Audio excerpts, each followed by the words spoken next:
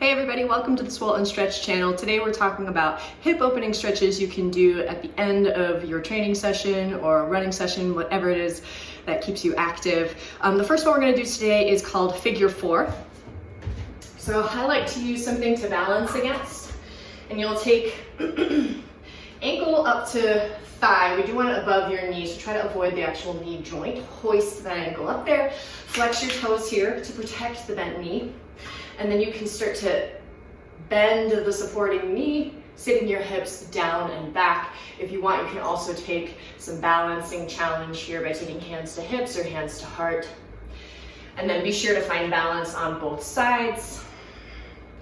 And you can hold this for anywhere from 30 seconds to a minute, but again, we would save this for the end of a training session, not the beginning.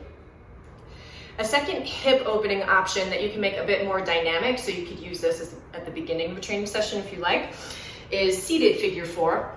So come down to your seat and then walk your feet in towards your glutes. Take one ankle across the thigh, and then you're gonna walk the supporting leg even closer in towards your seat. So to make this dynamic, you can just take a little gentle rock side to side. This loosens up the sacrum as well as the hip joint. And then you'll switch it out and find balance on side 2. So I wouldn't hold this one for quite as long as a standing Figure 4, maybe just about 15 to 30 seconds on each leg.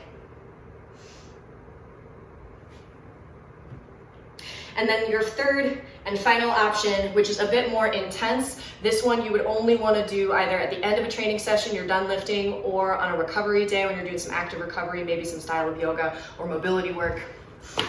You'll start from a high plank position,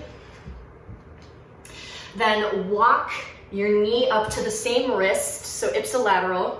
Then again, you're gonna flex your toes to protect the knee joint. The angle of your shin bone does not matter much here. We're not aiming for a parallel shin. That's what most people will think. That doesn't have to be the case because everybody's anatomy is a little bit different. Then you're gonna extend this back leg nice and long behind you. You can stay lifted. You might find that there's a big gap of space between your hip and the floor. That's okay. If you have a yoga block, you can place it underneath there. Or if you just have like a rolled up towel, something that's a little firmer to offer some more support, slide it into that spot. And then if it feels good, you can fold over the bent knee. Now this one you can hold a little bit longer, anywhere from 2 to 5 minutes. Be careful as you come out. To come out, you're gonna curl the back toes under, energize the back leg, and then step back to high plank, and then you'll do it all again on the second side.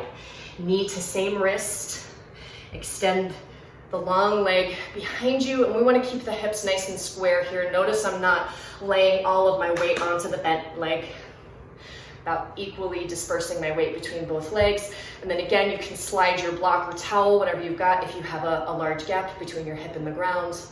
And then if it feels good, fold over the bent knee.